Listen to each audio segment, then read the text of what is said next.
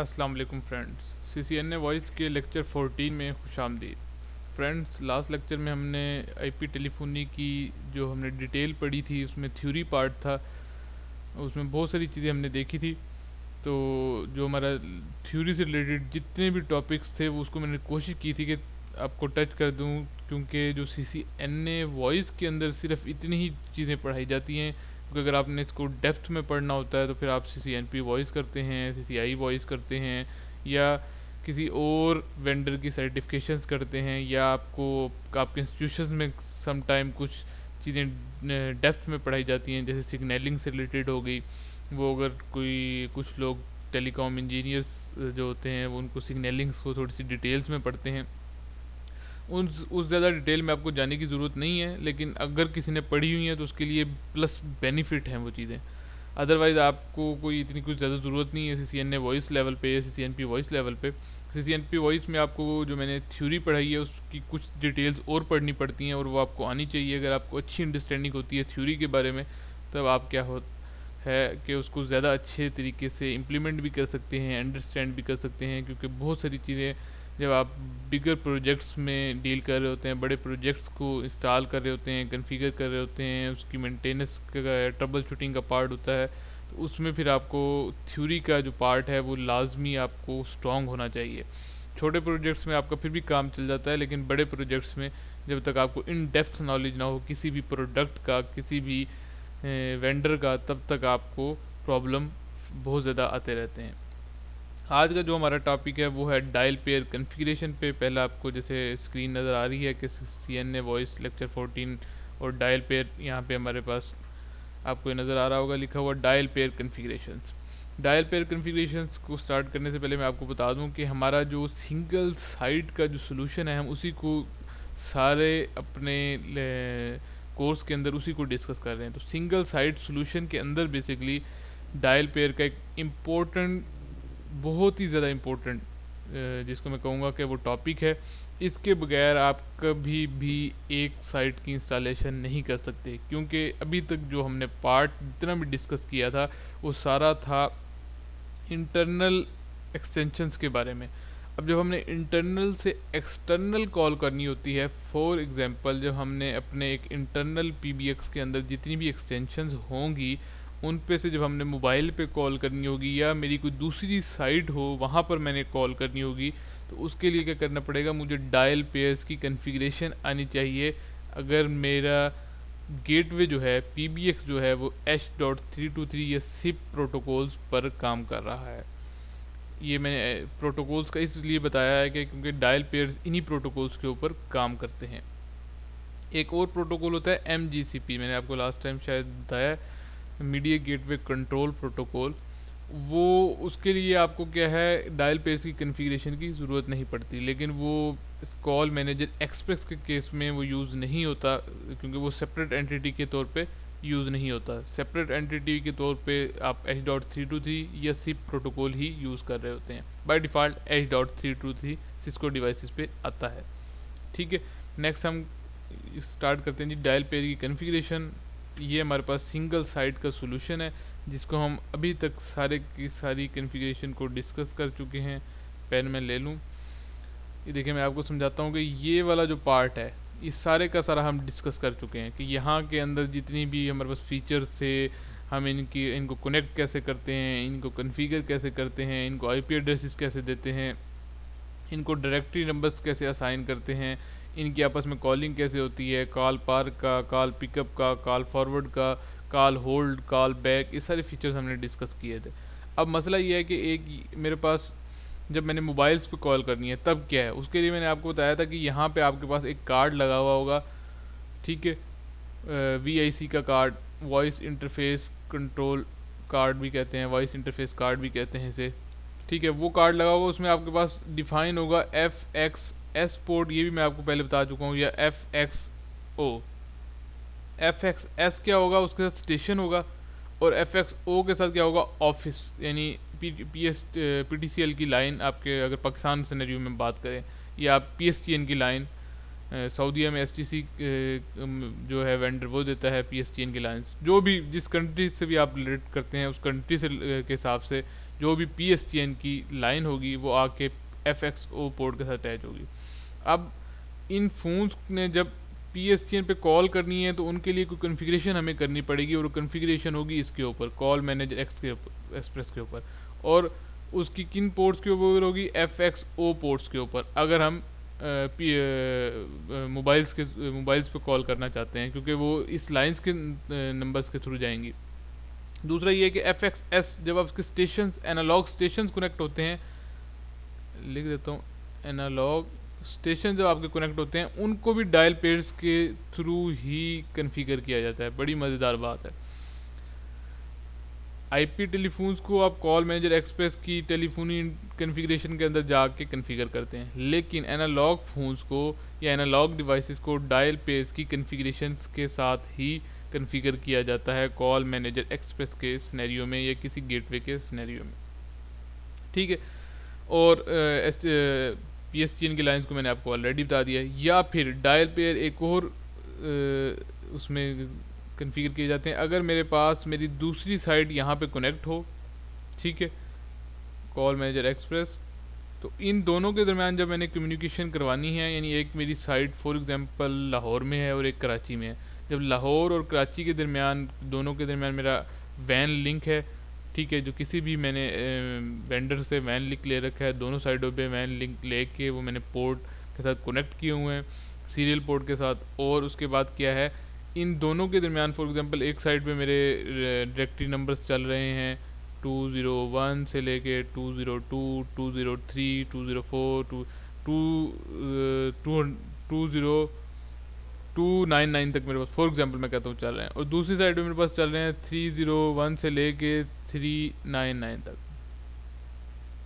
ठीक है, तो दोनों के दरमियान जब कम्युनिकेशन करवानी है, तो क्योंकि IP टेलीफोनी का जो बेनिफिट है वो ये है कि मल्टी साइट्स के दरमियान आपकी, अगर आपका वैन लिंक हो डाटा नेटवर्क्स के लिए, तो आप क्या कर सकते हैं कि फ्री ऑफ कॉलिंग कर सकते हैं दोनों साइड्स पे। लेकिन याद रखें कि फ्री ऑफ कॉलिंग आप कर सकते हैं, लेकिन कुछ कंट्रीज़ में ये लीगलिटी इश्यूज़ आते हैं कि आप डाटा नेटवर्क्स पे वॉइस की ट्रैफिक नहीं डाल सकते, लेकिन बहुत सारे कंट्रीज़ में ये लोग डाल देते हैं। लीगलिटी इश्यूज़ आएँ या ना आए, वो अब आपके कंट्री डिपेंडेंट, आपको उसकी लीगलिटी इश्यूज़ देखने पड़ेंगे। ठीक है, तो आप क्या करते हैं, यहाँ पे डायल पेयर कन्फिगर करते हैं और इनकी कॉल फ्री करवा देते हैं। तो दो तरीके से मैंने आपको बताया कि तो डायल पेयर आप कहाँ कन्फिगर करते हैं, जहाँ पे आपके पास एनालॉग स्टेशन हो या एनालॉग ट्रंक लाइन हो या डिजिटल ट्रंक लाइन हो। ठीक है, तब आप डायल पेयर कन्फिगर करते हैं। और दूसरे केस में आप क्या है कि डायल पेयर जब मल्टी साइड की आप कन्फिगरेशन कर रहे हो, तब आप डायल पेयर कन्फिगर करते हैं। अभी मैंने डायल पेयर की टाइप्स नहीं बताई, वो आगे बताऊंगा तो और मज़ीद आपको क्लियर हो जाएगा। इसी तरह सिप, अगर आपके पास सिप होती हैं IP लाइंस, अगर IP लाइंस आपने कन्फिगर करनी है तो उसके लिए भी, यानी यहाँ से आपने, अब ये न्यू टर्म आ रही है सिप की, session initiation protocol, SIP lines basically आती हैं, उन्हें IP लाइंस कहते हैं, वो आप कनेक्ट करते हैं, उनके लिए भी आपको डायल पेयर ही कन्फिगर करने पड़ते हैं। डायल पेयर की टाइप्स देखते हैं ताकि आपको मज़ीद आइडिया हो जाए। दो टाइप्स हैं जी, पोर्ट्स डायल पेयर और वाइप डायल पेयर। क्या डिफरेंस है इसमें, मैं आपको बताता हूँ। जब भी आपने एनालॉग स्टेशन या एनालॉग ट्रंक लाइन आपने कन्फिगर करनी है, तो आपको पोर्ट्स डायल पेयर, प्लेन और telephony service, plain old telephony service, ठीक है, मैं आपको अगर आप लिख भी देता हूँ, प्लेन ओल्ड टेलीफोनी सर्विस, ये जी पोर्ट्स का मतलब है। तो प्लेन ओल्ड टेलीफोनी से मुराद ये कि जो ओल्ड जितने भी पैरामीटर्स जो एनालॉग और डिजिटल में होते थे, तो उससे ये नेम बेसिकली डिस्क्राइब हुआ है।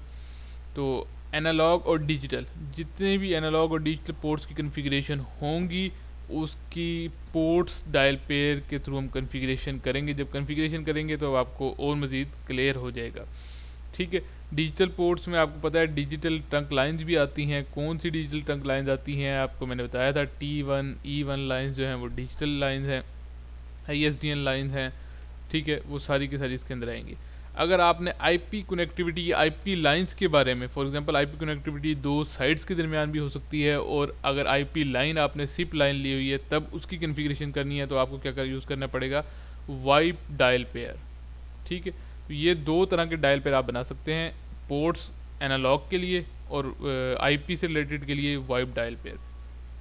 ये दो टाइप्स हैं, ये दो टाइप्स आपने याद रखनी है।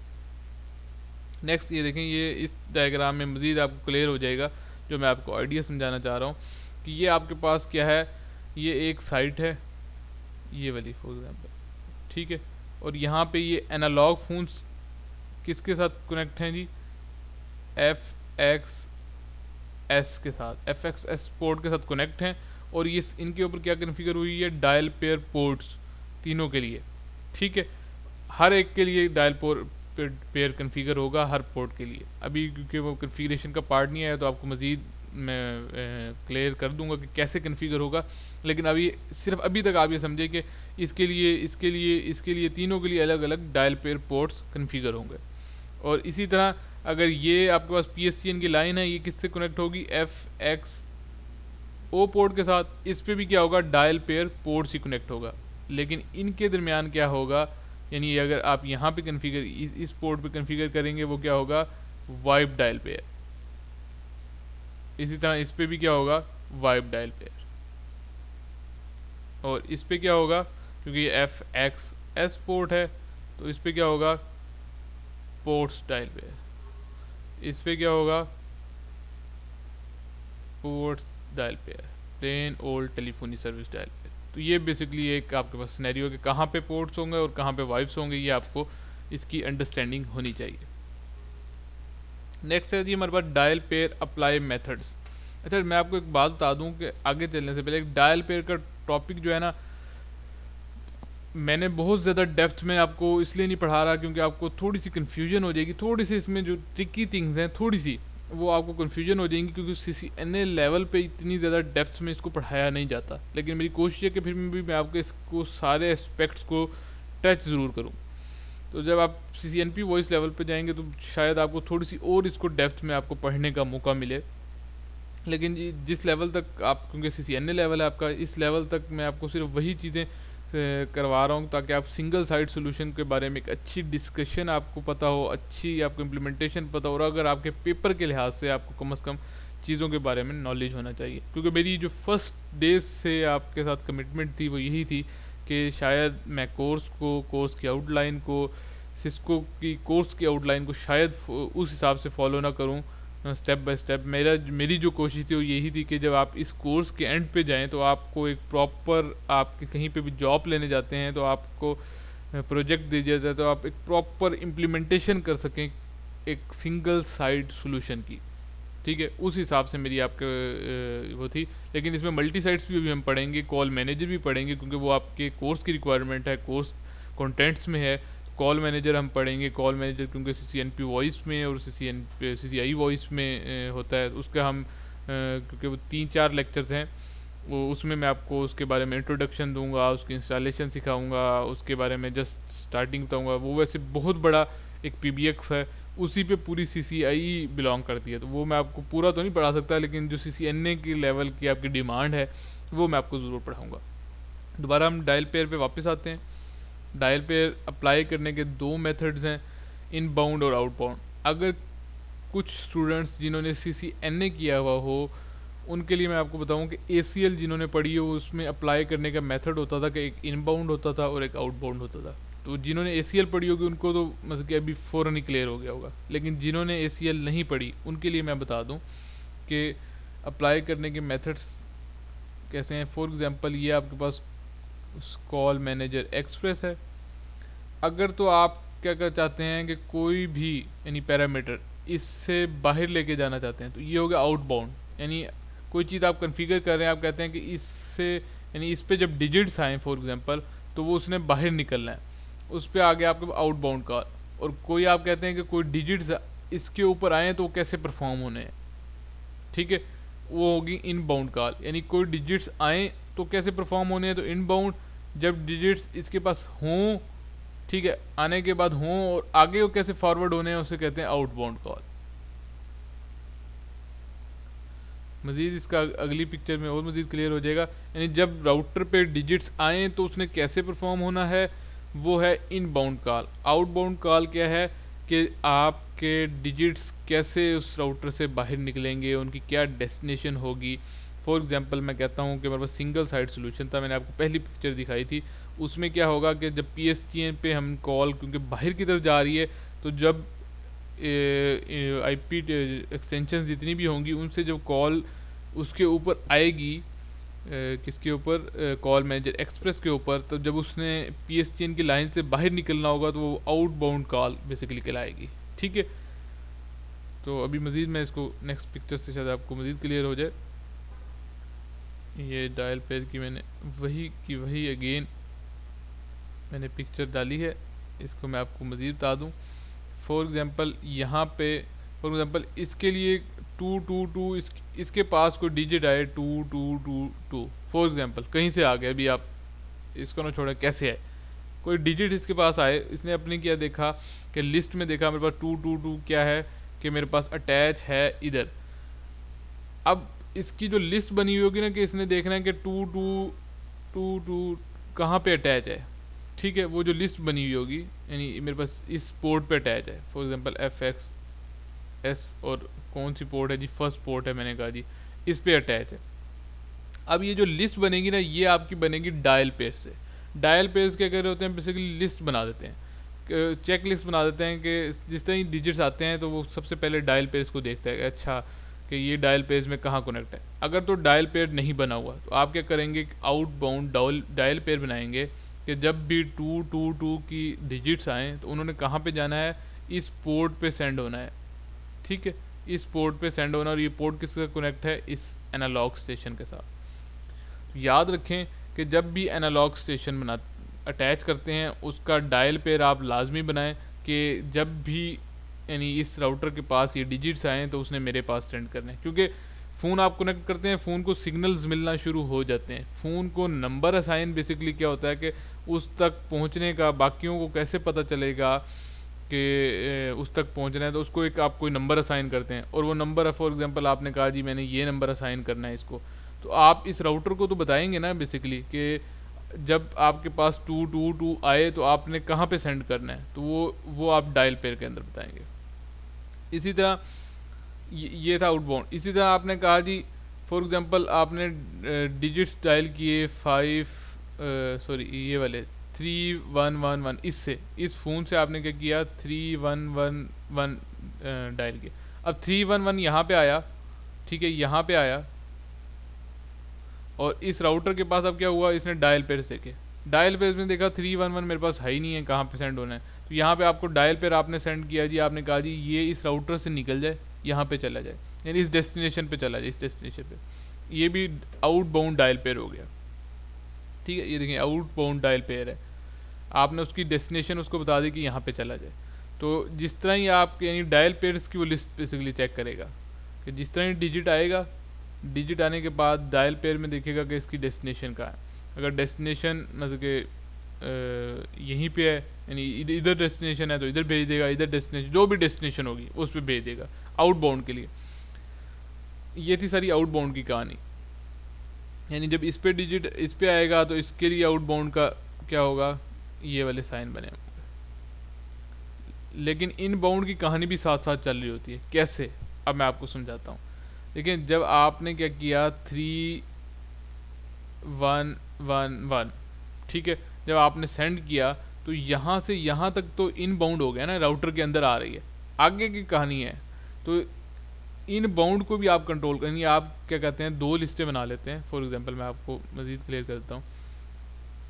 एक आपने कहा जी इनबाउंड की लिस्ट है, ये आपने कहा आउटबाउंड की लिस्ट है। जिस तरह ही राउटर के ऊपर डिजिट्स आए, ठीक है, वो देखेगा जो भी डिजिट आए फॉर एग्जांपल 3111, ये क्या है इनबाउंड लिस्ट में। राउटर देखेगा कि इनबाउंड पे मेरे पास ये डिजिट्स आने चाहिए थे या नहीं आने चाहिए थे, यानी जो लिस्ट बनी हुई थी ये अलाउ है मुझे या नहीं अलाउ, इनको क्या करना है क्या नहीं करना। ठीक है, फिर वो देखेगा इन्हीं डिजिट्स को आउटबाउंड्स में, ठीक है, आउटबाउंड डायल पेयर्स में। अब वो क्या देखेगा कि इन डिजिट्स के साथ मैंने करना क्या है, कहाँ पे मैंने सेंड करने हैं, ठीक है, आउटबाउंड्स इसको कैसे मैंने इसको आगे फॉरवर्ड करना है, तो वो आउटबाउंड में देखेगा। इनबाउंड में आने वाले डिजिट्स को देखेगा कौन से मेरे पास डिजिट्स आए हैं, ठीक है, और फिर उसको आउट बाउंड में देखेगा कि मैंने कहाँ कहाँ इसको सेंड करना है। बेसिकली ये फंक्शंस परफॉर्म हो रहा होता है। लेकिन आपको इंटरेस्टिंग बात बता दूं कि इन बाउंड डायलिंग बहुत ही रेयर यूज़ होती है, सिर्फ आउट बाउंड डायलिंग। अगर आपने आउट बाउंड डायलिंग कन्फिगर कर दी है तो इन बाउंड की आपको ज़रूरत ही नहीं पड़ती। इन बाउंड की उस केस में ज़रूरत पड़ती है जब आप ख़ास स्पेसिफिक कोई रिस्ट्रिक्शंस लगाना चाहते हैं, वरना बाय डिफ़ॉल्ट एक डायल पेयर यूज़र होता है, डायल पेयर बेसिकली 0, ठीक है, वो बाय डिफ़ॉल्ट डायल पेयर होता है, तो वो इन बाउंड के लिए यूज़ होता है। फॉर एग्जांपल यहाँ से जब आउट बाउंड आई, इसके लिए तो ये इन बाउंड बन गया ना, तो यहाँ पे अगर आपने इन बाउंड कोई भी कन्फिगर नहीं किया तो डिफ़ॉल्ट डायल पेयर यूज़ करेगा और कॉल को यहाँ पे आने देगा। इसके बाद सिर्फ ये out bound digits out bound dial peer में देखेगा और सेंड कर देगा। मज़ीद आपको कन्फ्यूजन से बचाने के लिए मैं कलर मुझे कोई और लेने दें ताकि आपको नहीं। सबसे पहले क्या होगा कि जिस तरह ही डायल पेयर्स राउटर के पास क्या होगा, 2 डायल पेयर्स बन जाएंगे, एक इनबाउंड के लिए बन जाएगा और एक क्या लिस्ट बन जाएगी, एक आउटबाउंड के लिए। ये मैंने कहा जी आउटबाउंड के लिए,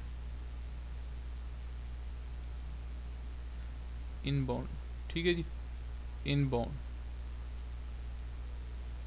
अब क्या हुआ कि जिस तरह ही राउटर के पास डिजिट्स आएंगे, ठीक है, अपनी इनबाउंड लिस्ट में देखेगा कि ये डिजिट्स मुझे अलाउ हैं या मैं इनके साथ क्या परफॉर्म करना है, कहाँ पे सेंड करना है। इसके अंदर भी हो सकता है कि कहाँ पे सेंड करना है, उसकी डेस्टिनेशन क्या है, या जो आने वाले डिजिट्स हैं उनके साथ मैंने क्या क्या करना है, ठीक है।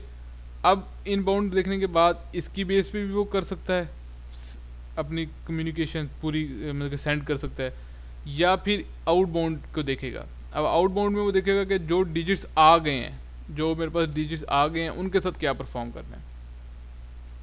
अभी जब इसकी कन्फिग्रेशन दिखाऊंगा तो इसमें थोड़ा सा और क्लियरनेस हो जाएगी, थोड़ा सा ट्रिकी है, लेकिन दो बेसिकली बस आप याद रखें, 2 लिस्टें बनाएगा, एक इनबाउंड के लिए एक आउटबाउंड के लिए। इनबाउंड के लिए बाय डिफ़ॉल्ट नहीं बनाई जाती, बाय डिफ़ॉल्ट यूज़ नहीं होती, सिर्फ आउटबाउंड के लिए ही यूज़ होती है। तो अगर आपने आउटबाउंड्स क्लियर कर दी हैं तो आपकी कम्युनिकेशन चल पड़ती है, ठीक है। डायल पेयर्स में मैं आपको दिखाता हूँ कि outgoing dial peers for POTS plain old telephony service. ये देखें, ये आपको तीर का निशान नज़र आ रहा होगा आउट गोइंग के लिए। सबसे पहले आप क्या करेंगे कि राउटर के कन्फिग्रेशन टर्मिनल पे जाएंगे, यहाँ पे एक कमांड लिखेंगे डायल पेयर वाइस 1, और इसके बाद अगर आप यहाँ पे आप क्वेश्चन मार्क देंगे तो आपको 2 नहीं बल्कि 5 तरह के डिफरेंट टाइप्स नज़र आ रही होंगी। पोर्ट्स आ रही होगी, आपको वाइप आ रहा होगा, आपको फ्रेम ले की आ रही होगी टाइप, और ATM की भी आ रही होगी। इस तरह 4-5 किस्म की टाइप्स आएंगी, लेकिन जो 2 पॉपुलर हैं वो पोर्ट्स हैं और वाइप्स हैं जो यूज़ होते हैं। तो आप क्या करेंगे, वाइस 1 एक कोई भी टैग देंगे आप, और पोर्ट्स लिख के इंटर करेंगे तो आप उसके कन्फिग्रेशन मोड में आ जाएंगे। यहाँ पे अब आपने क्या करना है कि आपने उसको बताना है कि जो भी डिजिट्स, यानी आपने कहना है ना कि ये डिजिट्स वहाँ जाएं, आपने क्या करना है, डेस्टिनेशन पैटर्न वो डिजिट्स साइन कर देने 777, यानी ये 77 इसकी एक्सटेंशन अगर आपने रखनी है तो आपने इस राउटर को बताना है कि 777 जब भी डिजिट्स आएँ तो आपने क्या करना है, इस पोर्ट के ऊपर सेंड कर देना है, पोर्ट 1000 के ऊपर। 3 कन्फिग्रेशन की कमांड है सिर्फ। आपने डायल पेयर बनाना है, वॉस डायल पेयर बना के वॉइस 1 टैग नंबर और जो उसकी टाइप है वो बतानी है, पोर्ट्स बता दी, डेस्टिनेशन पैटर्न बताना है कि कौन सा डेस्टिनेशन पैटर्न है, उसका नंबर क्या है और किस पोर्ट पे सेंड होना है, इस पोर्ट पे सेंड होना है। तो जब भी 777 इसके ऊपर आएगा, ये क्या करेगा, अपनी लिस्ट में देखेगा कि किस पोर्ट पे कनेक्ट है, उस पोर्ट पे सेंड कर देगा और कॉल इस पे चली जाएगी, ठीक है। Out going dial peer for ports. For wipe के लिए क्या होगा, पोर्ट्स और वाइप में क्या डिफरेंस है, ये सिर्फ आपको दिखाने के लिए ये स्लाइड है कि अब वाइप क्योंकि IP क्लाउड के दरमियान होगा तो यहाँ से यहाँ तक बेसिकली आपने क्या डिजिट सेंड करने हैं। तो डायल पेयर की कमांड वैसे की वैसे, वॉइस टैग आपने चेंज किया, 2 दे दिया मैंने, और जो टाइप है वो क्या कर दी, वाइप कर दी।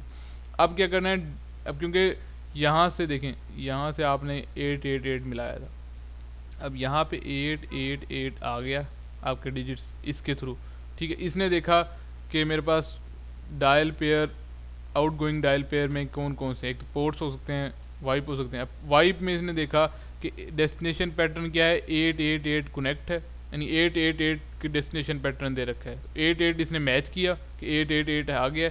अब इसने देखा सेशन टारगेट कि इसको मैंने कहाँ पे सेंड करना है, इसका आईपी देना है आपने basically. Session target IP version 4 ये कमांड दे के, और ये इस पोर्ट का जो भी आईपी होगा वो आपने साइन कर देना है, ये इसको इस पोर्ट के ऊपर फेंक देगा। फिर इसके ऊपर जिस तरह ही ये वो देखेगा कि ये मेरे पास 888 आ गया है, ठीक है, अब ये देखेगा कि ये कहाँ से कनेक्ट है, ये इस पोर्ट के साथ कनेक्ट है, इसको इधर फेंक देगा। तो ये बेसिकली एक तरीका होता है out going dial peer for wipe. यानी आपने क्या किया, जिस तरह ही इस इधर से कोई डिजिट आया, इसके ऊपर इसने अपनी लिस्ट देखी और इसने इस पे सेंड कर दिया। इधर से कोई आया, इसने अपनी लिस्ट देखी और इधर सेंड कर दिया। ये एक तरीका होता है बेसिकली। पोर्ट्स और वाइप दो तरह के डायल पेयर होते हैं।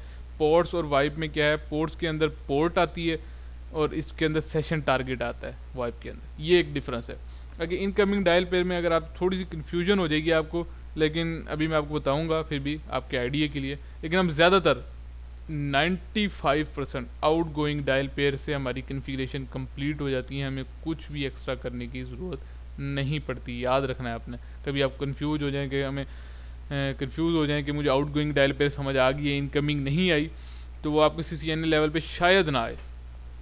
मुझे भी मतलब कि अब मैंने CCIE की थोड़ी सी प्रिपरेशन स्टार्ट की हुई है, तो मुझे अब जाके थोड़ी सी उसकी ज़्यादा अच्छी अंडरस्टैंडिंग हो गई है, या प्रैक्टिस से आपको आ जाती है, वरना अदरवाइज़ मुझे भी कंफ्यूज कर देते थे। आउट गोइंग डायल पेयर्स बनाया करें सिर्फ, और आपका काम चल जाया करेगा। इनकमिंग डायल पेयर्स, ये देखिए जी, इनकमिंग डायल पेयर्स में जो आपके पास कमांड होती थी ना डेस्टिनेशन पैटर्न की, इनकमिंग डायल पेयर्स में उसकी जगह 3 कमांड्स हैं। इनकमिंग एड्रेस, कॉल एड्रेस भी लिख सकते हैं, आंसर एड्रेस भी, और डेस्टिनेशन पैटर्न भी। डेस्टिनेशन पैटर्न की जगह, यानी इसमें तो सिर्फ डेस्टिनेशन पैटर्न की कमांड थी ना, इसके अंदर देखें कि आप इन तीनों में से कोई सा पॉइंट आप लिख सकते हैं। अब इनका डिफरेंस क्या है वो मैं आपको बताता हूँ। फॉर एग्जांपल, अच्छा 2 तरह के होते हैं, मैं आपको पहले क्लियर कर दूँ। एक होता है कॉलिंग और एक होता है कॉल्ड एड्रेस, ठीक है जी। अच्छा, कॉलिंग एड्रेस क्या होता है कि जिस नंबर से आप कॉल कर रहे हैं, यानी अगर आप फॉर एग्जांपल आपने एक मोबाइल पे कॉल की, ठीक है, आपने एक मैं आपको बताता हूँ, ये आपका राउटर है, ये कनेक्ट है जी किसी नंबर के साथ, PSTN की लाइन है और उसका नंबर है जी, मैंने कहा जी 061782169 फॉर एग्जांपल। मिलाने ना लग जाना, पता नहीं किसका नंबर होगा। तो ठीक है जी, ये एक नंबर है, मैंने कहा जी ये इसका कनेक्ट है, और यहाँ इसके साथ क्या है जी, IP फ़ोन्स स्विच लगा हुआ है, और स्विच के साथ फिर IP फ़ोन। अब क्या हुआ कि यहाँ से जब ये नंबर जाएगा, अब देखें एक है जी, मैंने अपना मोबाइल, ये मेरा मोबाइल का नंबर था फॉर एग्जांपल, मैंने कहा जी 10648 कोई सा भी नंबर हो, ठीक है, मैंने कहा जी ये मैंने नंबर मिलाना है। अब ये जो नंबर होगा ये होगा मेरा कॉल नंबर, जिसको मैं कॉल कर रहा हूँ, और जो क्योंकि ये नंबर जाएगा इस नंबर के, इसके ऊपर जब इस नंबर के ऊपर कॉल आएगी ना, तो ये वाला एड्रेस लिखा हुआ आएगा, क्योंकि इस लाइन के थ्रू जा रही है। इसको कहेंगे कॉलिंग नंबर, कि कॉल किस नंबर से आ रही है वो कॉलिंग नंबर है, किस नंबर पे आई है वो कॉल नंबर है। यानी जब भी मैं यहाँ से कोई भी नंबर मिलाऊंगा मोबाइल्स का किसी, वो कॉल नंबर होगा, क्योंकि वो मैंने खुद कॉल किया। और कॉलिंग क्या है कि जो मेरा यानी नंबर शो होगा उस पर, वो कॉलिंग नंबर है, जिस नंबर से यानी कॉल जा रही है, और जिस नंबर पर जा रही है वो कॉल नंबर है। ये कॉलिंग और कॉल का आपने डिफरेंस रखना है। इनकमिंग डायल पेयर में क्या होता है कि आप इनकमिंग कॉल एड्रेस बता सकते हैं, यानी आप बता सकते हैं कि इनकमिंग कॉल एड्रेस सिर्फ यही होना चाहिए। फॉर एग्जांपल, जब आपने डायल पेयर इनकमिंग आप बना रहे होते हैं, फॉर एग्जांपल आपने कहा जी इस पोर्ट से, मैं आपको बताता हूँ, यहाँ पे फॉर एग्जांपल आपने कहा जी मैं कोई कॉल इन साइड पे आना चाहते हैं, अब इनसाइड के लिए जो होगा, अब क्योंकि वो जो बंदा कर रहा है उसके लिए तो कार्ड नंबर ये अंदर वाले नंबर है ना, ठीक है।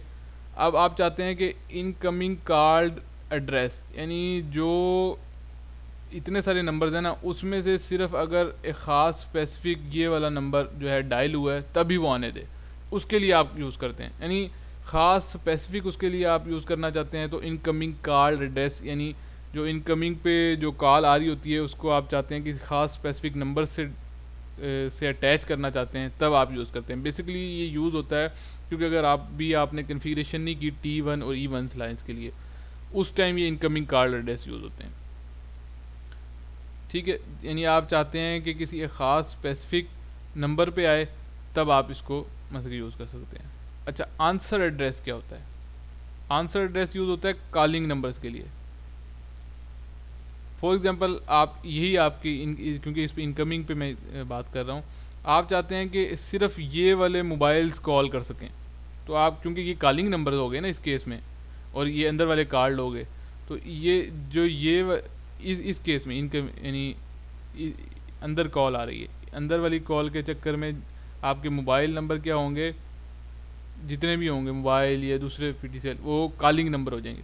अब क्या चाहते हैं कि आप इस पे लगा देते हैं कि आंसर एड्रेस सिर्फ जो है मोबलिंग का आप डिजिट दे देते हैं कि सिर्फ मोबलिंग वाले एड्रेस जो हैं वो कॉलिंग नंबर्स आएँ और कोई भी ना आए, यानी इस कंपनी में सिर्फ मोबलिंग के जो लोग हैं वो कॉल कर सकें। उसके लिए आप क्या कर सकते हैं, आंसर एड्रेस की कमांड दे सकते हैं। और डेस्टिनेशन एड्रेस, डेस्टिनेशन पैटर्न नहीं, वो भी यही है कि आप कॉलिंग के लिए ही, इनकमिंग केस में कॉलिंग के लिए ही कॉलिंग के लिए ही यूज़ करते हैं, यानी कॉलिंग जितने भी एड्रेस होंगे उनके लिए ही यूज़ करते हैं इनकमिंग के केस में। आउटगोइंग की बात नहीं कर रहा मैं, इनकमिंग की बात कर रहा हूँ। अच्छा, इसमें क्या होता है कि जिस तरह ही इनकमिंग लिस्ट को वो चेक करता है ना, सबसे पहले वो क्या करता है, फर्स्ट प्रायोरिटी पे देखता है इनकमिंग कॉल एड्रेस कोई असाइन है, अगर नहीं असाइन तो आंसर एड्रेस को देखता है, ये नहीं असाइन तो फिर डेस्टिनेशन पैटर्न को देखता है। अगर डेस्टिनेशन भी असाइन नहीं है फिर वो देखता है डिफ़ॉल्ट डायल पेयर को, जो मैंने आपको बताया था कि बेसिकली क्या होता है, हमारे पास डिफ़ॉल्ट एक डायल पेयर बना हुआ होता है, अगर हम ये असाइन नहीं करते तो वो इसको देखता है और इसकी बेस पे कम्युनिकेशन आगे फॉरवर्ड कर देता है।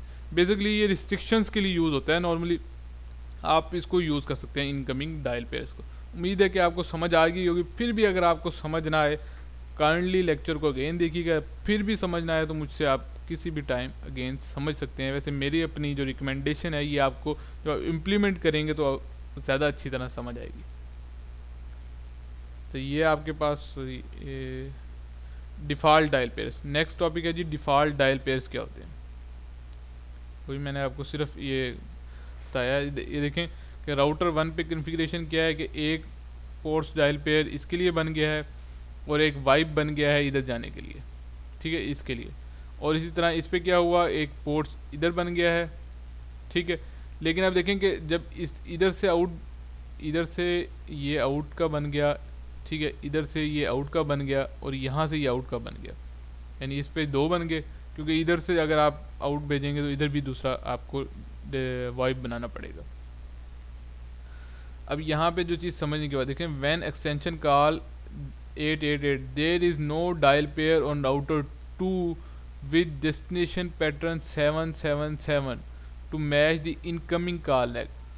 देखें, जब इसके बाद डिजिट तो इसके पास 8888 आएंगे, इसका तो इसके बाद डायल पेयर है, लेकिन ये जो इनकमिंग कॉलिंग वाला नंबर है 777, यानी इसको कॉल कर रहा है, इसके ऊपर इसके लिए कोई रिस्ट्रिक्शन नहीं है कि 777 कॉल कर सकता है नहीं कर सकता। तो इनकमिंग कॉल लैग इसके लिए इसके पास कोई नहीं है। इसका मतलब router 2 matches the default dial peer 0, यानी डिफ़ॉल्ट डायल पेयर को वो चेक कर लेगा। मैंने आपको बताया ना कि इनकमिंग क्या है, उसकी सिर्फ देखने के लिए चेक कर रहा है कि ये बंदा कॉल कर सकता है या नहीं कर सकता। तो रिस्ट्रिक्शंस के लिए नॉर्मली ज़्यादा यूज़ होता है। हो सकता है कि कुछ टीचर्स आपको कहें कि नहीं ये रिस्ट्रिक्शंस के लिए नहीं हो सकता, वो उनकी अपनी एक मतलब कि कॉन्सेप्ट हो सकता है, इसमें कोई शक नहीं है, और वो कॉन्सेप्ट ठीक भी हो सकता है, मैं ये नहीं कह रहा, लेकिन क्योंकि मेरी अंडरस्टैंडिंग जितनी है वो इसके बारे में, डायल पेयर के बारे में यही है कि ये इनकमिंग जो है ये ज़्यादातर रिस्ट्रिक्शंस के लिए आप नॉर्मली यूज़ करते हैं। बुक्स में ये नहीं लिखा हुआ कि आप रिस्ट्रिक्शन, इसमें वो कहते हैं कि डिफ़ॉल्ट यानी अगर आप इनकमिंग भी यूज़ करना चाहते हैं तो इनकमिंग कर लें, आउट गोइंग करना चाहते हैं तो आउट गोइंग कर लें। लेकिन मैं आपको क्योंकि आसानी के लिए ये सारी चीज़ें समझा रहा हूँ तो आपको मुश्किल ना हो, इसलिए मैं आपको बता रहा हूँ कि रिस्ट्रिक्शंस के लिए नॉर्मली ज़्यादा यूज़ करते हैं प्रैक्टिकल इन्वायरमेंट्स में। तो आप इस डायल पेयर्स के चक्कर में यानी डिफ़ॉल्ट डायल पेयर ही रहने दिया करें और आउटगोइंग डायल पेयर यूज़ करें और काम चलाएं। ठीक है जी।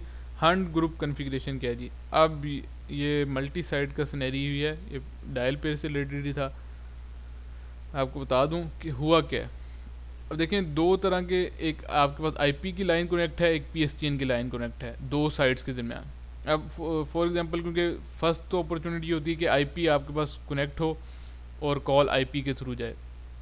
अगर आईपी डाउन है तब पीएसटीएन पे जाए। उसके लिए आप क्या करते हैं कि दो डायल पेयर्स बना देते हैं। फॉर एग्जांपल ये मैं आपको दिखाता हूँ, एक तो डायल पेयर पोर्ट्स बन गया इसको रजिस्टर करवाने के लिए, ये तो ठीक है 1 है। दूसरा देखें वाइप डायल पेयर एक आपने बनाया 5501 और सेशन टारगेट दे दिया ये वाला, ठीक है, वाइप के थ्रू। और प्रेफरेंस आपने क्या रख दी, प्रेफरेंस की कमांड बड़ी इंपॉर्टेंट है कि फर्स्ट प्रायोरिटी इसको दे कि जब भी कॉल के इस नंबर के डिजिट्स आएँ तो फर्स्ट प्रायोरिटी इसको दे। दूसरा आपने पोर्ट्स बना दिया पीएसटीएन की लाइन के साथ, आपने कहा जी ये नंबर डायल हो, ठीक है, पोर्ट इसके साथ, क्योंकि पोर्ट्स में पोर्ट हमेशा होती है 11 और प्रेफरेंस दे दी 1। यानी आपने क्या बता दिया कि अगर तो वाइप अवेलेबल है, आईपी लाइन अवेलेबल है तब तो हमेशा इसके साथ जाए, लेकिन अगर नहीं है फिर आप प्रेफरेंस 1 यूज़ करें। तो याद रखें कि ये वाला सिनेरियो भी अक्सर यूज़ होता है कि आपके दो साइड्स के दरमियान पीएसटीएन की लाइंस भी होती हैं और आईपी की लाइंस भी होती हैं, और आप प्रेफरेंस क्रिएट कर देते हैं कि अगर आईपी अवेलेबल है, आईपी डाउन नहीं है, तब तो क्योंकि फ्री कॉस्ट पड़ती है आपको, आप उसी के थ्रू जाएँ।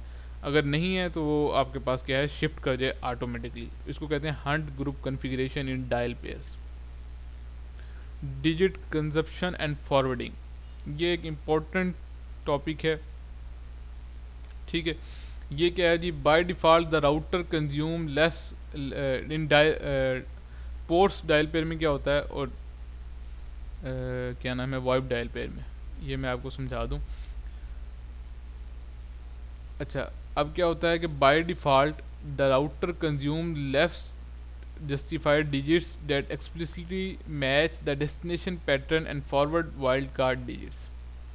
इसको समझने के लिए सिर्फ आपको ये चीज़ समझने की ज़रूरत है, आपको खुद ही समझ आ जाएगी सारी कहानी। ये देखें, अगर आपके पास डायल डिजिट आए हैं 555123 और आपने डेस्टिनेशन पैटर्न बनाया है 555, ठीक है, डॉट डॉट डॉट। अच्छा, ये मैं बता दूं कि डेस्टिनेशन पैटर्न में आप क्या कर सकते हैं, डेस्टिनेशन पैटर्न अगर आप डॉट लिखते हैं तो डॉट का मतलब होता है कोई सा नंबर आप यहाँ पे आएगा तो उसको मैच करेगा। फॉर एग्जांपल पहले हम डेस्टिनेशन पैटर्न में कह रहे थे 3112 मैच करे, इसी तरह 3 के लिए मैंने बना दिया 313 मैच करे, फिर मैंने बना दिया 3114 मैच करे, 3115 मैच करे, यानी मैंने 4 डायल पेयर बना दिए। अब मैं चाहता हूँ इन चारों को की जगह एक ही डायल पेयर बना दूँ। मैं क्या करूँगा, 311 डॉट बना दूंगा कि यानी पहले 3 डिजिट मैच करने के बाद एग्जैक्ट मैच करे और आखिरी में कोई सा डिजिट हो तो मैच करके उस डेस्टिनेशन पे भेज दें। तो ये डॉट्स का बहुत ज़्यादा इसमें इस्तेमाल होता है, डॉट्स का और एन का मतलब होता है, इसके अंदर आप कह लें कि टी का मतलब होता है कि कोई भी यानी जितने भी डिजिट्स हों इस डेस्टिनेशन पे सेंड कर दे। फॉर एग्जांपल मैंने कहा जी डेस्टिनेशन पैटर्न बनाया और उसमें टी लिख दिया, उसका मतलब जो भी डिजिट्स हों उसको इस सेशन टारगेट पे भेज दो, यानी कोई भी डिजिट आएगा वो उसको भेज दिया करेगा। ये भी अक्सर यूज़ होता है जब आप पीएसटीएन लाइन की कॉन्फ़िगरेशन कर रहे होते हैं, ठीक है, वो भी मैं आपको बताता हूँ कैसे करते हैं। सबसे पहले आपने किया डायल डिजिट्स, देखिए ये वाले राउटर ने उसने देखा कि ये वाला जो है मेरे पास 555 हैश हैश हैश ये किया हुआ है। अब देखें एक पोर्ट्स के केस में क्या होगा, अब ये पोर्ट्स का ही है ना, इसमें क्या हो रहा है कि 55 are consumed and 1 2 3 are forwarded, सिर्फ 1 2 3 फॉरवर्ड हो रहे हैं जबकि 555 नहीं हो रहे। यानी अगर आप पोर्ट्स के केस में ये डॉट डॉट का सीन करेंगे तो आपके पास जो भी डॉट डॉट डॉट से पहले होगा वो डिजिट क्या है, वो फॉरवर्ड नहीं होगा। ठीक है, विदाउट, अगर आप नो डिजिट स्ट्रिप की कमांड अगर आप लिख देते हैं तब आपके पास क्या होगा, पूरे का पूरा फॉरवर्ड होगा। बाय डिफ़ॉल्ट क्या होता है कि आपके पास use the no digit strip command to disable the automatic digit stripping function. By default router के ऊपर एक क्या होता है कि पोर्ट्स के अंदर डिजिट स्ट्रिपिंग हो रही होती है बाय डिफ़ॉल्ट, तो आपने नो डिजिट स्ट्रिप की कमांड यूज़ कर दी है ताकि आपके पास ये पूरे का पूरा आपके पास फॉरवर्ड हो। किसके केस में, पोर्ट्स के केस में। लेकिन अगर आपके वो वाइप है तो वाइप में क्या होता है कि अगर आपने नो डिजिट स्ट्रिप नहीं भी लिखा तब भी आपके पास क्या होगा, वो तमाम के तमाम डिजिट्स फॉरवर्ड करेगा। Bye default the router forwards all digits collected, जितने डिजिट्स कलेक्ट होंगे उनको सेंड कर देगा। सिर्फ पोर्ट्स का और वाइप का यही एक डिफरेंस है कि वाइप के लिए आपको नो डिजिट स्ट्रिप नहीं करना पड़ता और पोर्ट्स के लिए जो है आपको करना पड़ता है नो डिजिट स्ट्रिप। ठीक है जी। लैब डिटेल क्या है, कन्फिगर वाइप डायल पेयर्स और टेस्ट दी आईपी फोन्स करेंगे। उससे पहले मैं आपको छोटा सा सिनेरियो आपको समझा दूं अपनी लैब करने से पहले। लैब से हट के है क्योंकि ये बहुत ज़्यादा नॉर्मली यूज़ होता है। यहाँ पे आपके आईपी फोन स्विच कनेक्ट है, ये आपके आईपी फोन्स कनेक्ट हैं और यहाँ से आपकी क्या है जी, PSTN की लाइन FXO पोर्ट पे है और इसका नंबर है, मैंने कहा जी कोई सा भी नंबर है। ठीक है, अब इसकी कन्फिग्रेशन मैंने करनी है। मैं क्या करूँगा, सबसे पहले क्या करूँगा, वाइप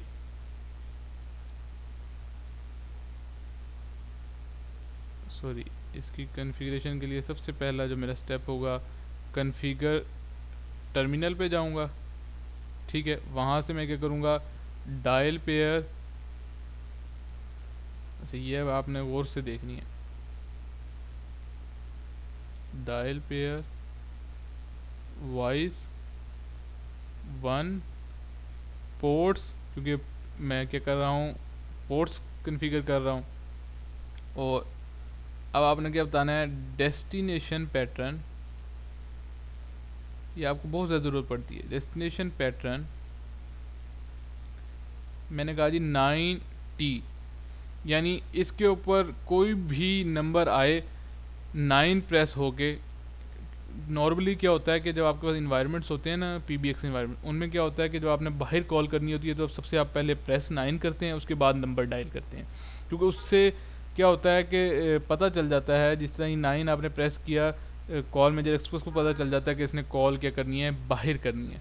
तो उसके लिए आप जो कन्फिग्रेशन करते हैं 9T करते हैं कि 9 के बाद कोई भी नंबर आए, 7 डिजिट आए, 8 डिजिट आए, 10 डिजिट आए, आपने क्या करना है, इस PSTN लाइन पे सेंड कर देना है। पोर्ट 100, फॉर एग्जांपल ये पोर्ट 100 है, तो ये आपने कन्फिग्रेशन करनी होती है। मेजोरिटी 80% सिंगल इन्वायरमेंट्स में यही कमांड्स यूज़ हो रही होती है। 9T अगर आप करेंगे आपका मसला हल हो जाता है, यानी आप सब नंबर्स पे कॉल जा सकती हैं। अब ब्लॉकिंग है, बाकी एक्स्ट्रा फीचर्स हैं कि कुछ नंबर्स को ब्लॉक करना है, कैसे करना है, वो सारे के सारे मैं आपको पहले ही बता चुका हूँ। ठीक है, और वो फिर आपको ख़ुद भी स्टडी करने पड़ेंगे कि क्लाइंट की रिक्वायरमेंट के हिसाब से कैसे आपने करी। नॉर्मल ये होता है कि आप एक डायल पेयर वॉइस 1 पोर्ट्स बनाते हैं, डेस्टिनेशन पैटर्न देते हैं 9T। ठीक है, अब उसमें क्या होता है कि 9, क्योंकि बाय डिफ़ॉल्ट पोर्ट्स के अंदर नो डिजिट स्ट्रिपिंग हो रही होती है, 9 क्या होता है बाय डिफ़ॉल्ट स्ट्रिप हो जाता है और बाकी के जो नंबर्स हैं वो चले जाते हैं PSTN लाइन पे और PSTN लाइन उस नंबर को फॉरवर्ड कर देती है आपके मोबाइल पे या किसी पे भी। ठीक है, फॉर एग्जांपल यानी आपने क्या है 9 और कोई मोबाइल नंबर मिला दिया, अब 9 स्ट्रिप हो गया, मोबाइल नंबर क्या है आपकी PSTN लाइन से एक्सचेंज पे गया, एक्सचेंज ने आगे फॉरवर्ड कर दिया। ठीक है, सेम जैसे आपकी लाइन होती है। ये बेसिकली क्या है, आपके पास सिनेरियो है किस चीज़ का, एक नॉर्मल सिंगल साइड सॉल्यूशन का। सिंगल साइड को जब भी आपने करना हो तो आपने यानी इसकी कन्फिग्रेशन को हमेशा ज़्यादातर ऐसे रखना है। बाकी आपकी अपनी मर्ज़ी है, जैसे मर्ज़ी आप उसको करें, ये अब आपके ऊपर डिपेंड करता है। ठीक है, और नेक्स्ट हम देखते हैं जी, हमारे पास एक लैब है जो मैंने तैयार की हुई है। ये मैं आपको समझा दूं पहले इस लैब में है क्या क्या। सबसे पहले मेरे पास ये एक साइट है, ये वाली। इस साइट में मैंने क्या किया हुआ है, इस साइट के अंदर मैंने एक कॉल मैनेजर एक्सप्रेस लगाया है, इसके ऊपर एक DHCP इनेबल किया है, ठीक है। उस पर एक वॉइस वीलैन का इंटरफेस बनाया है, एक डाटा वीलैन का इंटरफेस बनाया है। मैं आपको यहाँ से इसकी इनेबल शो रन, ये देखें, दो DHCP के पूल बनाए हैं, एक वॉइस का और एक क्या बनाया है जी मैंने, डाटा का। ये पहले हम ऑलरेडी कर चुके हैं कन्फिग्रेशन। ऑप्शन मैंने वॉइस वाले के अंदर ऑप्शन 150 TFTP का IP एड्रेस भी दे दिया है, ठीक है जी। नेक्स्ट इसके ऊपर मैंने क्या कन्फिगर किया हुआ है, इसके ऊपर एक इंटरफेस 0/0 के ऊपर दो सब इंटरफेसेस कन्फिगर किए हुए हैं, 10 वाला और 20 वाला, ठीक है। और उनको बना के सब इंटरफेसेस यानी इंटर VLAN राउटिंग की हुई है मैंने। और नेक्स्ट इसके ऊपर मैंने क्या किया हुआ है जी, IP राउट्स बनाए हुए हैं मैंने।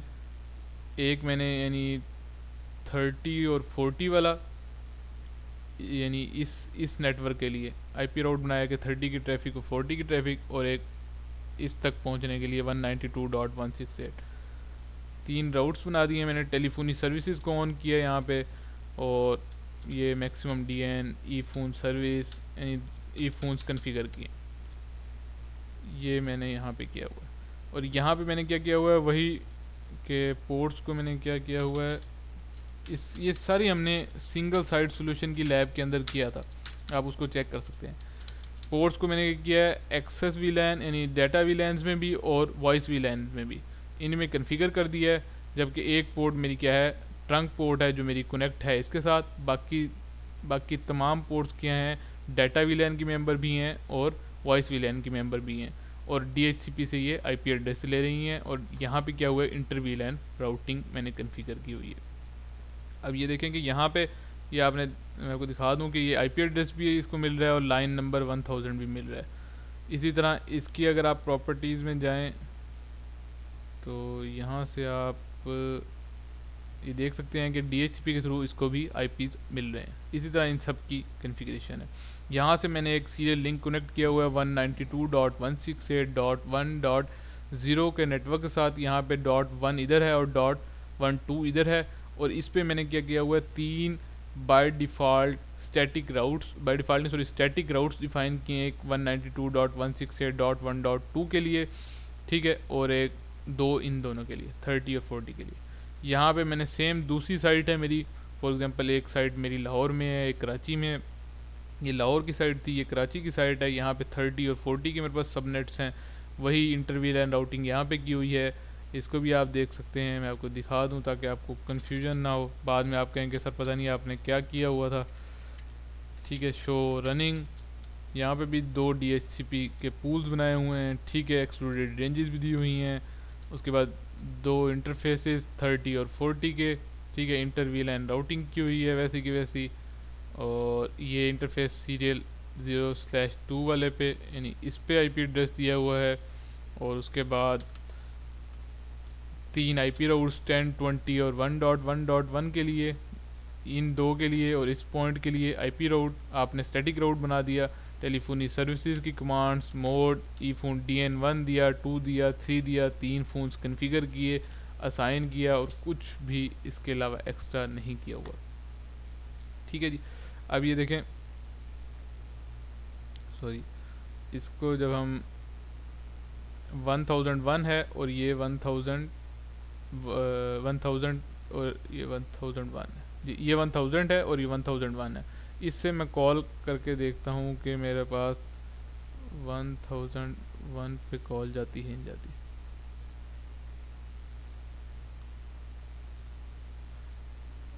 ये देखें, मैं आपको दिखा दूँ, देखें इससे मैंने कॉल की और इस पे ये रिंग हो रही है। ये देखें कनेक्टेड मोड आ गया है और ये कनेक्टेड, इसका मतलब दोनों कॉल्स कनेक्ट हो रही हैं। जबकि मेरे पास जो दूसरी साइट है उसमें क्या है, मेरे पास 2000 और 2001 है और 2002 है, इसी तरह, ठीक है। अब मैं क्या चाहता हूँ कि यहाँ से बंद की मैंने, यहाँ से मैंने क्या किया 2000 पर कॉल की। ये देखिए अननाउन नंबर आ रहा है, इसका मतलब कॉल हमारे पास नहीं जा रही, वरना रिंग आउट का आपके पास ऑप्शन आता। क्योंकि यहाँ से यहाँ तक तो आती है, इसके पास क्या है 2000, इसके पास कोई भी कन्फिग्रेशन नहीं है टेलीफोनी सर्विसेज में। पहले ये देखेगा कोई डायरेक्टरी नंबर नहीं है, उसके बाद ये देखेगा डायल पेयर में, क्योंकि इसके ऊपर कोई डायल पेयर ही नहीं है साइन, तो ये क्या करेगा, इसको ड्रॉप कर देगा सिंपली। लेकिन मैं अब क्या करता हूँ कि कन्फिग्रेशंस के लिए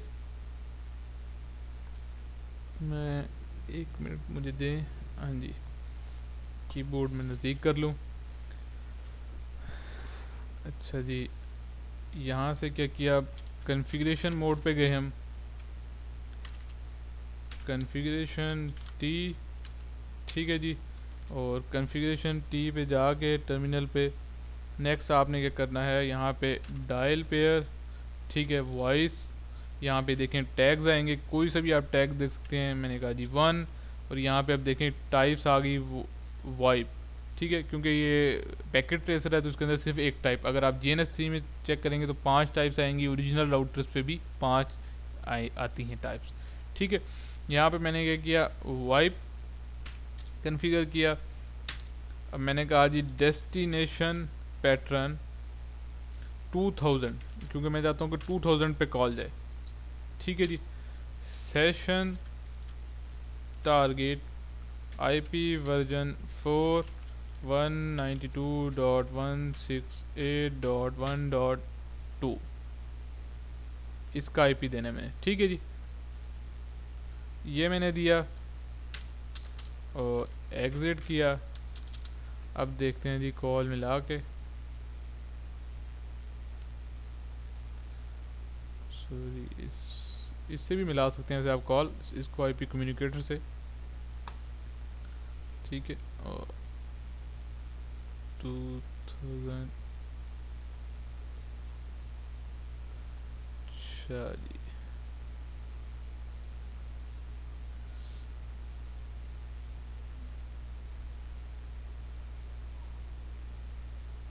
एक मिनट, अगेन में इसकी कन्फिग्रेशन चेक कर लेते हैं हम।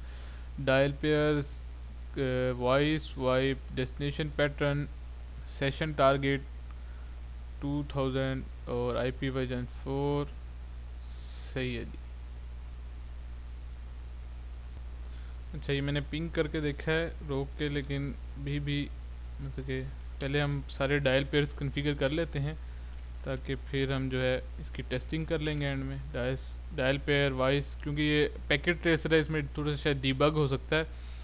अभी ये इसको कॉल नहीं कर रहा, लेकिन हम पहले अपनी कन्फिग्रेशन कंप्लीट कर लें ताकि ये प्रॉब्लम ना करे। सेशन टारगेट IP वर्जन 4 192.168.1.2, ठीक है जी। और उसके बाद थर्ड डेस्टिनेशन डायल पेयर बनाया हमने, ठीक है जी। सेशन टारगेट आपने क्या किया, यही बनाया और एग्जिट कर दिया। डू शो रन करके मैंने डायल पेज देखे कि डायल पेज मेरे बन गए हैं या नहीं बने, ठीक है जी। ये मेरे पास 3 डायल पेयर्स वाइप के क्रिएट हो चुके हैं। इसी तरह मैं क्या करूँगा, configuration T dial peer voice, इधर भी टैग 1 से मैंने किया, वाइप बनाया, डेस्टिनेशन पैटर्न मैंने साइन किया जी 1000, ठीक है जी। Session target IP version 4 192.168.1.1, okay जी। एंड एग्जिट किया मैंने इसको, 4 कमांड्स मैंने दी। उसके बाद अब टेस्ट करके देखते हैं कि सिंगल्स पे काम कर रहा है नहीं कर रहा। ये देखें जी, रिंग आउट जा रहा है। वैसे ये एक साइड पे भी दी हुई हो जाती है वन साइड, लेकिन ये क्योंकि पैकेट ट्रेसर मेरे ख्याल दोनों साइडों पे देनी पड़ रही है, इस वजह से ये इसको कॉल को मिला रहा है। यहाँ से हम करके देखते हैं जी 2000। ये देखें रिंग आउट पे जा रहा है 200 पे। इसी तरह मैं चाहता हूँ कि, अच्छा अब देखें मैंने 2001, ठीक है जी, 2011 भी इसके पास था, 2002 भी इसके पास था। ओके जी, सब पे कॉल जा रही, क्योंकि इसमें जो था 200, 201, 202 जिस तरह जो इसके पास डिजिट आते हैं इसके पास सेंड करता है और ये इसके पास रजिस्टर्ड होते हैं। अब इसके पास देखेंगे इधर से जब मैं कॉल करूँगा, इधर से 1000 पे तो जाएगी क्योंकि मैंने एक डायल पेयर कन्फिगर किया है। रिंग आउट हो रहा है, इसका मतलब कॉल जा रही है, ठीक है। अगर मैं 1001 पे कन्फिगर करता हूँ, अब देखिएगा अननोन नंबर आना चाहिए। अननोन नंबर आया है, क्यों आया है, इसकी रीज़न क्या है? इसकी रीज़न सिंपल है कि ये हमने सिर्फ अभी तक एक डायल पेयर कन्फिगर किया है, ठीक है। अच्छा, अब मैं चाहता हूँ कि अब मुझे 3 डायल पेयर कन्फिगर करने पड़ रहे हैं। मैं चाहता हूँ कि मैं 3 ना करूँ, तो मैं एक ही डायल पेयर कन्फिगर कर दूँ। मैं क्या करूँगा, सबसे पहले नो डायल पेयर, कोई कॉल एक्टिव तो नहीं है,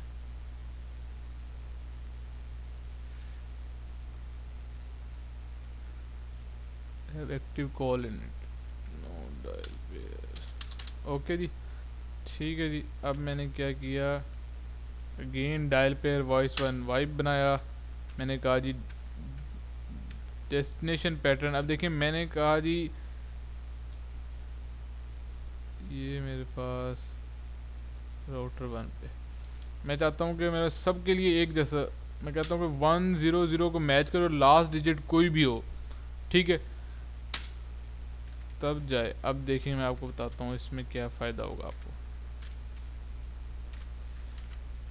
192.168.1.1 एग्ज़िट, ठीक है जी, दुआ करें जी चल जाइए। अब यहाँ से आप करके देखें जी 0 पे रिंग आउट हो रही है, ठीक है जी। इसी तरह आप 1001 पे करके देखें तो रिंग 1002 पे करके देखें, यस रिंग आउट हो रही है, ठीक है। इसको बंद कर दें, अब देखें 1001 पे रिंग आउट, सब पे रिंग आउट हो रही है, जबकि मैंने क्या किया है, इसके अंदर सिर्फ एक डायल पेयर बनाया। अब इस डायल पेयर का और उस डायल पेयर में क्या था कि हम सबके लिए अलग अलग डेस्टिनेशन पैटर्न बना रहे थे। इसमें मैंने क्या कहा कि सिर्फ पहले 3 डिजिट मैच करे, लास्ट डिजिट पे कोई भी नंबर हो तो उसको सेंड कर देना है इस पे। लास्ट डिजिट पे कोई भी, मैं जब नंबर इसके पास आता था 1001, 1002, 1003 कोई भी नंबर आता था वो इस पर सेंड कर देता था। ये अपने क्या देखता था अपनी लिस्ट में। इसके बाद लिस्ट क्या होती थी, एक तो डायरेक्टरी नंबर्स की लिस्ट होती थी, वहाँ पे मैच करते हैं सबसे पहले, अगर वहाँ पे नहीं है तो फिर डायल पेयर में मैच करते हैं। तो लिस्ट में देखा कि इसने अपने डायरेक्टरी नंबर्स में 1001 है तो इसने कॉल मिला दी, 1002 है तो कॉल मिला दी, 1003 है तो कॉल मिला दी। ये बेसिकली एक लैब थी डायल पेयर वॉइस वाइप की। अनफॉर्चुनेटली पोर्ट्स की क्या है कि आपके पास, आप जब तक आपके पास आपका ओरिजिनल इक्विपमेंट ना हो तो तक आप इसकी लैब परफॉर्म नहीं कर सकते, क्योंकि क्योंकि मेरे पास ना यहाँ पे इस टाइम अवेलेबल नहीं है ओरिजिनल इक्विपमेंट। लेकिन मेरा इंशाल्लाह जल्द ही मेरा CCIE का कोर्स स्टार्ट हो रहा है, तो उसके अंदर मेरे पास इक्विपमेंट की अवेलेबिलिटी होगी ऑनलाइन। तो मेरी कोशिश होगी कि मैं आपको पोर्ट्स की भी थोड़ी सी कन्फिग्रेशन आपको करके दिखा दूं, ताकि आपको जो थोड़ी बहुत ही कन्फ्यूजन जो भी होगी, ठीक है, वो आपको ना हो बाद में। उम्मीद है आज का लेक्चर आपको पसंद आया होगा। बहुत सारी इसमें हो सकता है आपको कन्फ्यूजन्स हों, मेरी कोशिश थी कि मैं इसको आसान करके पढ़ाता, तो जितनी मेरे से कोशिश हुई है मैंने इसको आसान किया भी है। उम्मीद है कि आपको इसकी समझ आ गई होगी। लेकिन फिर भी अगर आपको कोई भी किसी तरह की भी कन्फ्यूजन हो, आप बिला झिझक मुझसे ज़रूर पूछा करें, क्योंकि आपको अगर समझ आएगी यही मेरे लिए सबसे अच्छी बात है, और यही हमारे उर्दू आईटी एकेडमी का सबसे ज़्यादा इम्पोर्टेंट गोल है कि हम जो है एक डिफरेंट वे में यहाँ पे स्टडी करवाते हैं आपको, ताकि जो पाकिस्तान से, इंडिया से, बांग्लादेश से और जो उर्दू स्पीकिंग को लोग समझते हैं नेपाल से, वो लोग अंडरस्टैंड कर सकें अपने इस इक्विपमेंट के बारे में, अपनी इस टेक्नोलॉजी के बारे में। और हम लोग दूसरी जो बाकी जो इंग्लिश में जिस तरह वीडियोज़ आती हैं उनको compete कर सकें, उन लोगों को compete कर सकें। तो अगर आप लोगों में से किसी को अच्छा नॉलेज आता है तो आप लोग भी ज़रूर शेयर किया करें, क्योंकि शेयरिंग करने से एक तो इंसान का नॉलेज बढ़ता है और बहुत सारी चीज़ें सीखने को मिलती हैं। मैं पर्सनली इस कोर्स से मैंने भी बहुत कुछ सीखा, इस तरह उम्मीद है कि आप लोगों को भी सीखने को मिल रहा होगा। नेक्स्ट है जी हमारे पास लास्ट स्लाइड। थैंक यू कि ये स्लाइड देखते ही मेरे तो चेहरे पे बहुत ज़्यादा खुशी हो जाती है। उम्मीद है कि आपके चेहरों पर भी खुशी हुई होगी। और इसको लेक्चर को एक दफ़ा नहीं 2 दफ़ा देखिएगा, प्रैक्टिस भी कीजिएगा। ये वाली लैब जो है ये भी मैं आपको क्या है ईमेल कर दूंगा। जो लोग मुझसे मांगना चाहेंगे वो मुझे अपना आईडी दे दें, फिर उस पर उर्दू आईटी एकेडमी की जब भी ये लेक्चर अपलोड होगा उसके नीचे जो जो लोग मुझे वहाँ पे अपना ईमेल आईडी देंगे, मैं क्या करूँगा इस लैब को उनको फॉरवर्ड कर दूँगा। दुआओं में याद रखिएगा। अल्लाह आप सबका हामी और नाज़िर हो। मुझे इजाज़त दीजिए। अल्लाह हाफिज़।